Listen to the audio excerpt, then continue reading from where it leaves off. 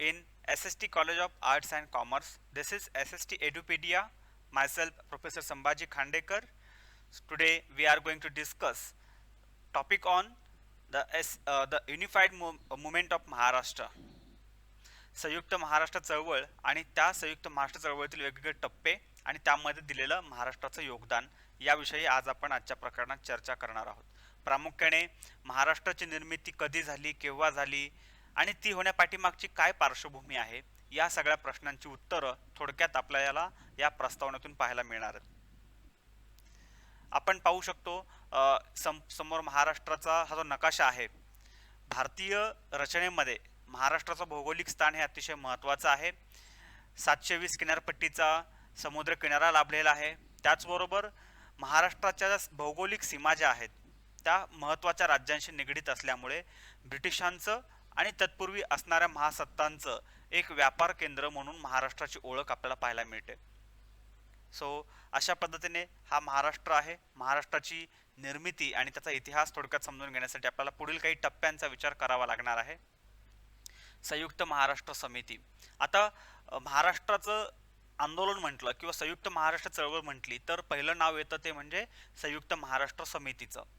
So रुफली translated as a unified Maharashtra committee, so means united Maharashtra committee म्हणजेच Samyukta Maharashtra Samiti was an organisation that separated the domination in this 1950. 1950ला या समितीची स्थापना झाली आणि ही स्थापना होण्यापाठीमागची पार्श्वभूमी अशा पद्धतीची होती की जो मराठी भूभाग आहे, जी मराठी जनता आहे, जी की वेगवेगळ्या भौगोलिक घटकांमध्ये विखुरली गेलेली आहे, तर त्यांची भौगोलिक सलगता एकत्रित ठेवण्यासाठी या ठिकाणी मराठी भाषा बोलणाऱ्या लोकांचा एक प्रदेश असावा या मागणीसाठी या समितीची स्थापना झालेली पाहायला मिळते. सो बायलिंग्वल स्टेट किंवा भाषेच्या आधारावर किंवा बायलिंग्वल प्रॉव्हिन्सेसच्या आधारावरती मराठी भाषा बोलणाऱ्या लोकांचा स्वतःचा एक मुलूक असावा अशा मागणीला दुजोरा देऊन ही समिती अस्तित्वात आलेलं आपल्याला पाहायला मिळतं. So the organisation was founded in February 1956. So under the leadership of Keshavrao Jedhe in Pune. Keshavrao Jedhe यांच्या नेतृत्वाखाली 1956ला ही चळवळ आपल्याला निर्माण झालेली पाहायला मिळते. So some prominent activist of Samyukta Maharashtra समिती वेअर. संयुक्त महाराष्ट्र चळवळीमधले काही महत्त्वाचे नेते होते, काही धडाड्याचे कार्यकर्ते होते, काही राजकीय हस्तक्षेप असणारे सुद्धा नेते होते. मग अशा पार्श्वभूमीवरती जे काही प्रॉमिनंट किंवा महत्त्वाचे प्रभावशाली असे जे नेते होते ते कोण कोण होते ते आपण पाहूया. आचार्य अत्रे, आपण सगळेजण त्यांना प्र के अत्रे किंवा प्रल्हाद केशव अत्रे म्हणून ओळखतो. प्रामुख्याने त्यांचं योगदान साहित्य क्षेत्रामध्ये खूप मोठ्या प्रमाणात असलेलं पाहायला मिळतं आणि प्रल्हाद केशव अत्रेंनी ही संयुक्त महाराष्ट्र चळवळ लेखणी आणि साहित्य यांच्या माध्यमातून जागवण्याचं आणि चेतवण्याचं काम केलेलं पाहायला मिळतं. देन प्रबोधनकार ठाकरे हे खूप मोठे व्यंगचित्रकार होते आणि समाज प्रबोधनकार होते आणि त्यांनी आपल्या समाज प्रबोधनातून आणि या व्यंगचित्रांच्या माध्यमातून या महाराष्ट्राची ओळख करून देण्याचा प्रयत्न केला होता. त्याचबरोबर सेनापती बापट असतील किंवा शाहीर अमर शेखांचे पोवाडे आपल्याला माहिती आहेत की त्या पोवाड्यांच्या किंवा शाहिरीच्या माध्यमातून मराठी अस्मिता, भाषिक अस्मिता चेतवण्याचं काम शाहीर अमर शेखांनी आपल्याला केलेलं पाहायला मिळतं. So Acharya Atre criticise on the Jawaharlal Nehru, Morarji Desai. So Morarji Desai is chief minister of bilingual state of Maharashtra आणि मोरारजी देसाईंचं जे नेतृत्व होतं तर ते प्रामुख्याने विशिष्ट घटकाला अनुसरून असल्यामुळे त्यांचं महाराष्ट्रावरती रोष होता आणि तो रोष पक्षश्रेष्ठींना अनुसरून कुठेही न दुखवता पक्षश्रेष्ठीला एक चांगला सुखद मार्ग मिळावा यासाठी ते धोरण होतं. आणि अशा या पार्श्वभूमीवरती मोरारजी देसाई, एस के पाटील आणि आचार्य अत्रे हे त्यांच्यावरती नेहमी टीका करत असत. So the Indian National Congress had introduced the linguistic states in the period of independence. आणि भारतीय राष्ट्रीय काँग्रेसने स्वातंत्र्यापूर्वी एक अशा पद्धतीची प्रतिज्ञा किंवा आश्वासन दिलं होतं की स्वातंत्र्य झाल्यानंतर महाराष्ट्रामध्ये किंवा भारतामध्ये भाषेच्या आधारावरती राज्यांची निर्मिती करण्यात येईल अशा पद्धतीचा एक प्रस्ताव काँग्रेसच्या त्या जनरल अधिवेशनामध्ये मांडला गेला. आणि त्या अधिवेशनानंतर जेव्हा भारताला स्वातंत्र्य मिळालं तेव्हा नेहरू असतील, सरदार वल्लभभाई पटेल असतील, ह्या सगळ्या प्रमुख नेत्यांनी भाषिक प्रांत रचनेला विरोध केला. आता भाषिक प्रांत रचनेला विरोध करण्याचं कारण काय, तर भाषिक प्रांत रचना ही भारताच्या एकतेला आणि अखंडतेला धोका पोहोचवते आणि ते टाळण्यासाठी ही भाषिक प्रांत रचना नेहरू आणि तत्कालीन सरकारनं ही काय केली, पोस्टपोन केली. अर्थात या सगळ्या गोष्टीमुळे स्वाभाविक जनतेचा रोष होणं हे स्वाभाविक होतं. So they perceive that linguistic states as an a threat of integrity of India. भारताच्या एकात्मतेपुढील एक आव्हान म्हणून याला पाहिलं गेल्याने याची जी रचना आहे तर ती आपल्याला ते समजून घ्यायची आहे. So for the most first time the perhaps the only time of RSS and chief Madhav Sadashiv Golwalkar is MS Golwalkar supported the Nehrus and Patels against the rewarding the map along this linguistic lines. So in 1956 SRC was there, State Recognition Committee, ज्याला आपण राज्य पुनर्रचना आयोग असं सुद्धा म्हणतो. आता सुरुवातीचं दार कमिशन, त्यानंतर आलेलं फाजल अली आयोग आणि हा SRC आयोग. मग प्रामुख्याने या तिन्ही आयोगांच्या माध्यमातून ही संपूर्ण रचना आपल्याला विकसित झालेली पाहायला मिळते. So recommended creation of the linguistic states of Andhra Pradesh, Karnataka and Kerala, but recommended a bilingual state of Maharashtra, Gujarat. So further they recommended the creation of Vidarbha state to united of the Maharashtra, and the Marathi speaking peoples are divided into these various divisions, like as some peoples are goes to in Madhya Pradesh, काही भाग हा गुजरातमध्ये जोडला गेलेला होता, काही भाग हा हैदराबादच्या निजाम संस्थानामध्ये जोडला गेला होता मराठवाड्याचा.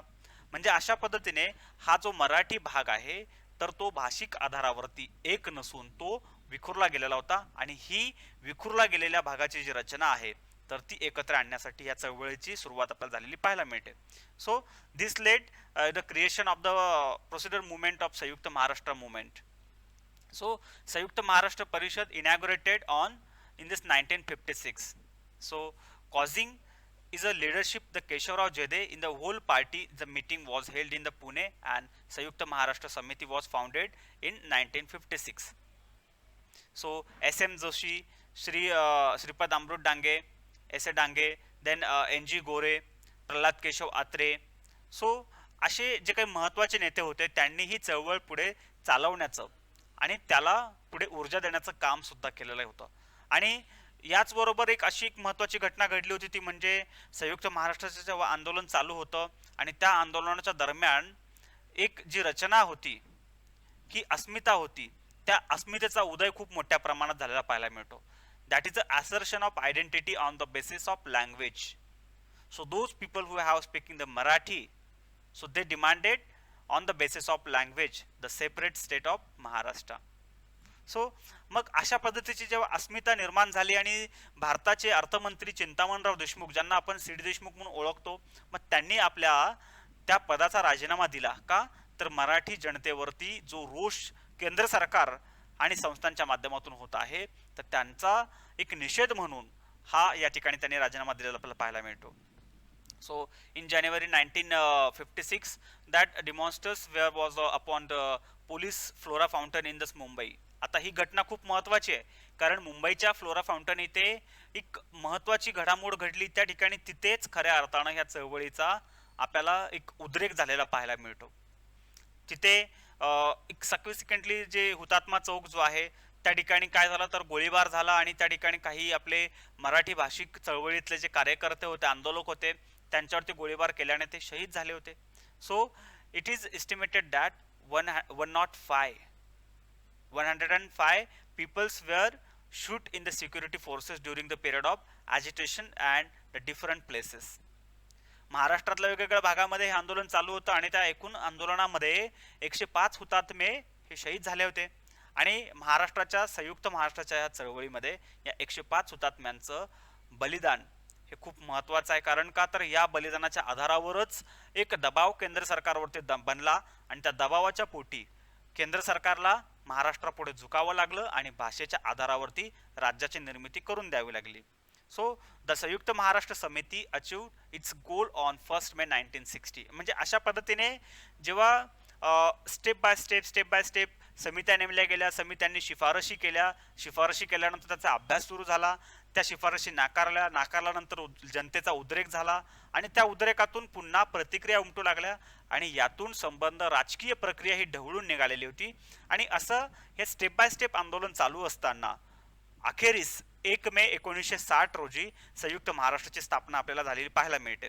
So when the state of Bombay was partitioned into this Marathi speaking state of Maharashtra and Gujarati speaking state of Gujarat. म्हणजे गुजराती भाषा बोलणाऱ्या लोकांचं राज्य हे गुजरात आणि मराठी भाषा बोलणाऱ्या लोकांचं महाराष्ट्र हे राज्य निर्माण झालं. सो होएवर गोवा देन अ पोर्तुगीज कॉलनी, कारण त्यावेळेस गोवा हा पोर्तुगीजांच्या वसाहतीमध्ये होता आणि त्यामुळे गोव्याचा या ठिकाणी विषय नव्हता. But Belgaum, Karwar and adjoining areas which was were also part of the Maharashtra. So Samiti were was include in the Maharashtra side. So Maharashtra राज्यामध्ये हा जो बेळगाव, कारवार, धारवाड, निपाणी, हल्याळ, सुपाळ, बिदर, भालकी हा जो काही सीमा भाग आहे, त्या सीमा भागामध्ये असणारा मराठी मुलूक किंवा मराठी जनता यांना या ठिकाणी सामावून घेण्यासाठी सुद्धा एक नवीन आंदोलन चालू आहे. त्याला म्हणजे नवीन संयुक्त महाराष्ट्राचे आंदोलन म्हणून सुद्धा ओळखलं जातं. थोडक्यात अशा पद्धतीने या संयुक्त महाराष्ट्र चळवळीमध्ये महाराष्ट्र एकीकरण समितीचं आणि समितीचं योगदान आपल्याला पाहायला मिळतं. सो आज आपण या ठिकाणी संयुक्त महाराष्ट्र चळवळीमध्ये एकंदरीत समितीचं योगदान काय आहे हे थोडक्यात पाहिलेलं आहे. धन्यवाद.